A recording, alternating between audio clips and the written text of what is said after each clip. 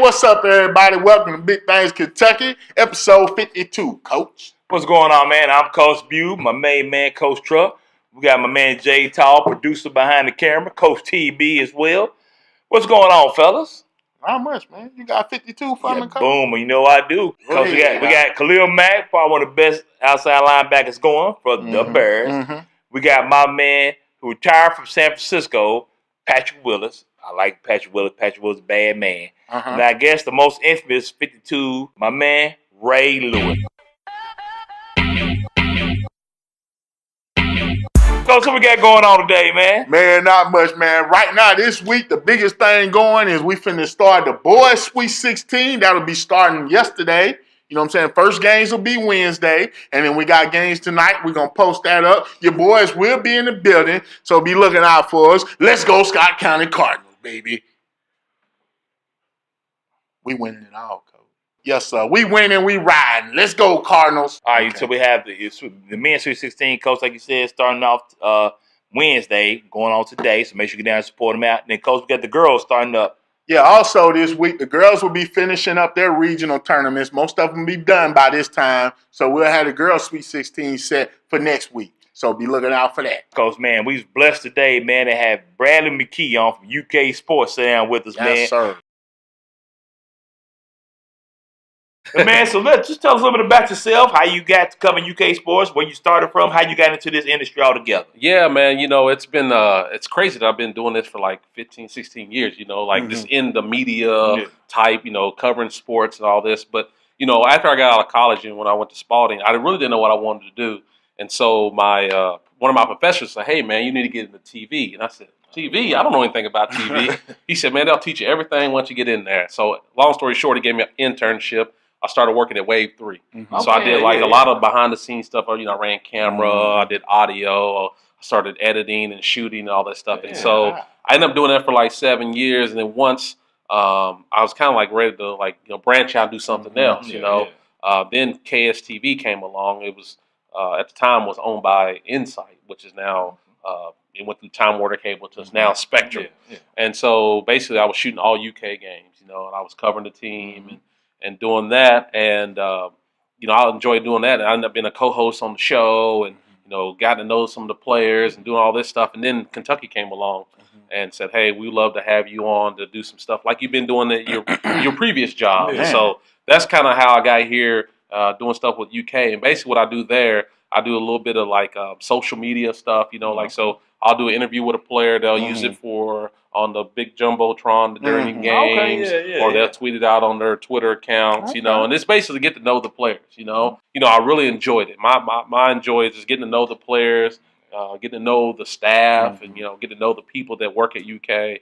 And that's enjoyment to me. And then, you know, you see them grow. Do you keep a rapport with a lot of them kids, a lot of them cats that go into the league?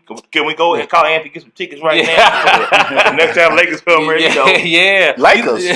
Hold on, man. Hold on now. Cut that out. See what I'm saying? That's what I'm talking about, people. Stop it. Cut it. Do you expect Reed back by the last game against Florida? I do. I think that it's more a precaution with him. You know, just like say, look, we don't want to throw him in there early. You know, because I mean, if he dings it up again, then you're gonna miss him for the tournament. You know, it's the most important thing is get him back and we see for the how tournament. Important he was. Yeah, he was very important for them. Obviously, we saw the Tennessee loss, the physicality, the rebounding, even putting up points when you needed some points. Because what people don't understand that when Reed's not in the game, PJ can't eat. You know what I'm saying? So now when you got Reed in there, that allows PJ to kind of roam around, do his thing. Because Reed handles the dirty work kind of stuff. He does. So they double team PJ a lot. So when he gets double teamed, he got to kick it out. That's why it's important for the guards to be able to knock jump shots. All right, man. Look, this my thing. Now we started the season. We took one on against Duke. You know what I'm saying? Everybody had these high expectations. We lost against Duke pretty bad. 30 piece, extra wedges. See what I'm saying? See what I'm saying? 2 rolls. In a large Arnold Palmer tea lemonade. And one on sporks. You know what I'm saying? You got a spork in there, you know? You got a spoon and a fork. But now, you know, what's the expectations of that team compared to how it was after that game to where they are now? You know, I mean, the expectations always high at Kentucky. No matter what, every year you get the top you guys, McDonald's All-American, top 5 recruit. Yeah, absolutely. Expectation was high going in when they played Duke. And then you go play Duke, and you get smacked in the mouth, and then not only from the fan base, but the players and even the coaches is like, oh man, we got to rethink this thing. We got to regroup. And so it took a while for them to get out of that run. You saw it was probably 10, almost 15 games before they started playing confidently. And I think Cal just done a good job of keeping this group together, make sure they buying in and having confidence in themselves. And you still in the hunt to be in that number 1 seed. Yeah. Now looking back, you would never thought they'd be number 1 seed. You never thought that. Like, you can't say that. We would no way. Man. I was putting my stuff in the closet, dog. I was looking for somebody else. I was like, man, I got to get off of this train. Man, I'm telling you, everybody's like, man, fire Cal, all that type of stuff. They talking like, we riding, but you can't look. Coach Cal always gets his team ready around March. He does. So I think Coach Cal, this is probably one of his best coaching jobs. We just came off the combine. You know what I'm saying? We had probably the most kids UK has ever sent to a combine at one time. I think it was 8. And I watched some of it. Benny Snell, he performed well. Josh Allen, who they're talking like top 5 pick. Yeah. This is almost like a renaissance. Well, I ain't gonna even say a renaissance. Coming out party for UK. After coming off the best year. Got anything on us on the combine, or what you think about some of these guys? It's awesome. This is a great marketing tool for the University of Kentucky. You get 8 guys at the combine. I mean, that's like Alabama. When you Tennessee's and the Georgias, and you get guys like when you Florida have State, yeah. So when you have long time for that, long time for that, a long time, this is long time for that. Hold on, baby, we down, but we ain't out, baby. I don't think Florida State anybody did it. That's all right. Go ahead. I'm sorry. Go ahead, Brad. No, you're fine. You're fine. But no, I think, like I said, this is a great opportunity for people that don't know much about Kentucky to really see what they're doing, because all these guys are developed. All these guys developed, and they didn't come in as like highly chip. And a lot of those guys had chip on their shoulders. I mean, you see Darius West. I think he ran like a 4.3, 4.4 in his 40. No one expected that. You know what I'm saying? I didn't think Benny was going to run a great time. I mean, 4.6, 4.7. He's never been right. He's always been like a bruiser. A 4-quarter tough guy, downhill runner, very Emmitt Smithish. Yeah, you know what I'm saying? Yes, sir. And so, yes, Cowboy. So when I saw him run, I'm like, that's okay, because the NFL is more than just your measurements and all that. When they get you in the interview room and they talk to you, they find out what kind of kid you are. If you sit down, if you ever talk to Benny, Benny's like so marketable. Yeah, he is. Yeah, he was so loved around here. Yeah, he was on like a tour in the off season, just talking to schools and stuff, man. Benny for governor, baby. Yeah, he cool. Yeah. You had the please, Benny, run for governor, please. That's my political statement, right? I'm gonna leave it alone from that though. You're good. And so Josh Allen, I mean, he's won. He's won in every million. For him to be a 2-star, had one offer from Monmouth. He came in when he came into Kentucky. He was 6'5" and like 210. So they put him at a receiver. But obviously he probably wasn't in the greatest hands. And they said, "What do you think about playing linebacker?" And he was like, "Whatever." I just want to play. You want to play. So for him to do that, now he's at 6'6", 260. He also had a speech impediment. He would stutter and stuff like that. And so he overcame that. And then he had a son when he was in college. So that was one of the most important things for him. He said coming back to school, getting this degree for his little son so he can see that. And so, a guy like Josh Allen, man, I'm telling you, he's one in a million. Kentucky definitely showed out and did a good job. And this is something that you start seeing on a regular basis. So, Sweet 16 starting this week, starting Wednesday. Just briefly, who do you like in this term? Who do you like in this field? And so I'm going to ride with Trinity right now. I know there's some other county teams out there. I know there's Butler. Because you never know. Yeah, you never know. This Sweet 16, that's one thing I love about Kentucky high school basketball. I mean, it's just so exciting, man. One of these little small county teams get hot. Some little kids you ain't never knew. You know what I'm saying? He turns into Steph Curry for a week. You know what I'm saying? Oh, yeah. And then it's like we winning, we riding, baby. So, Yeah, I remember back when I was playing, a little after I got done, like a year or two later, Antoine Barber, he went E-Town. He went there and put on the show, man. Sold out. And it was like, who? Who? What do you think of Scott County, man? You think Scott County come down there? I know you back coaching less than Louisville. Scott County's tough, man. I mean, you can never count out Billy Hicks, right? Billy Hicks is like, he's a legendary coach, man. He's been around for a long time, and I got a chance to play against Coach Hicks, when they had Casey Alsop and Scott Hunley and those guys, they were on there really good. And I remember playing against him. He was always a tough coach. Okay, there is one thing, though. Mm-hmm. Now, you have two sons. Yes, sir. Twins, correct? Yes. All right, Ashton and Reese. Now, they are talented young athletes. Yes. You know what I'm saying? Mm-hmm. We like twins. Twins. One's a UK fan. One's a Louisville fan. Yes, sir. Man, explain yourself, man. How you Either you've done a great job as a parent or you've done a bad job as a parent. Something went wrong. Yeah. Is the mama like a Louisville fan, or is that kind of like are y'all split? We split. So y'all split these kids. Yeah, we split the kids. And I have to go ahead and admit, my dad was a Louisville fan. My brother's a Louisville fan. So they kind of saw that. I live in the city of Louisville, and it's kind of hard. Louisville now, they own billboards. They won a national championship. I don't know. It's still asterisk beside it, but we don't know. But, I'm just saying, like, they see it. And so my other son's a UK fan. So, you know what? I want them to be themselves. I'm never going to stir them and say, look, you can't be who you want to be. And so I let them be what they want. I support both of them.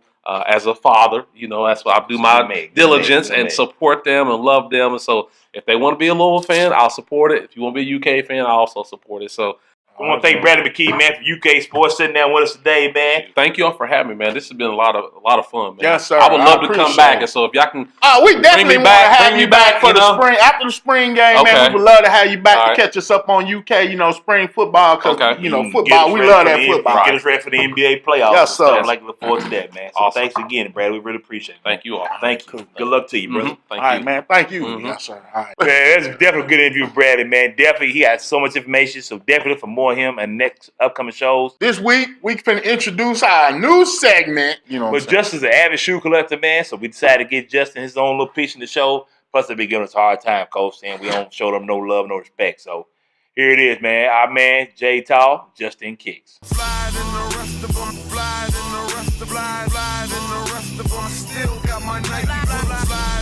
Hey, what's up, everybody? This is Jay Tall, producer, Big Things Kentucky. And the fellas just let you know, this is my first installment of Justin Kicks. Just want to bring you a little something from my vault, my collection. Sneaker I wanted to bring to y'all, like I said, is real special to me. It combines who I feel like are the best two players to ever play the game, Michael Jordan and Kobe. And the shoe I'm bringing y'all today is the Retro 1 Jordan that has been customized in a Kobe Bryant theme. Now, this shoe right here was done for me by the great, legendary True Blue Customs, Billy Hobbs. The shoe itself was a all-white and gray laser Retro 1 Jordan. And so what he did is he took the right shoe, and as you can see on the toe box, it's got an 8, which is Kobe's first number from when he was a rookie. First 3 championships, he wore the number 8. And then the other shoe, the left shoe, has a 24. I kind of look at it like with Shaq, without Shaq. On to win, go to 3 finals and won 2 more. With the 8, he won the 3 championships with Shaq. Not only did he put the Laker theme colors, the gold and the purple, the numbers, but on the back of each shoe, and I hope you can see it, he put numerous accomplishments by Kobe. From the NBA championships to the scoring titles. And it's one I wanted to point out. Let me see.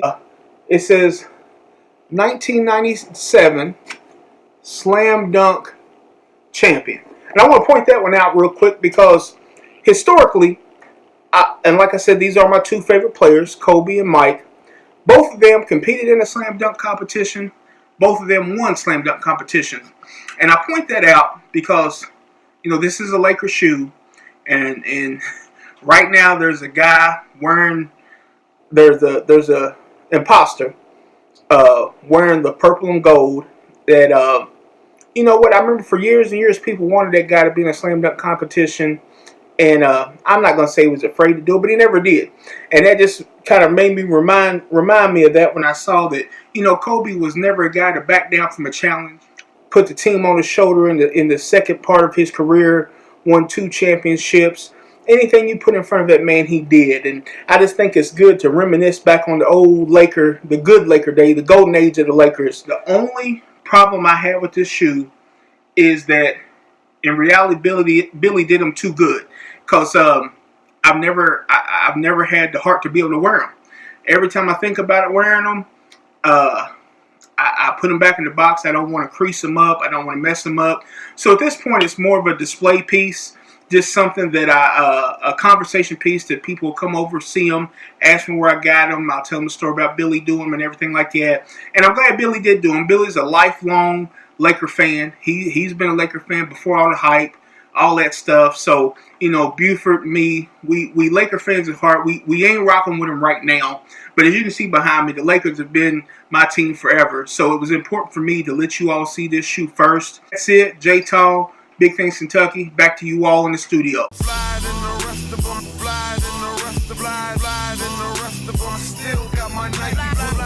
Man, you know what, Justin?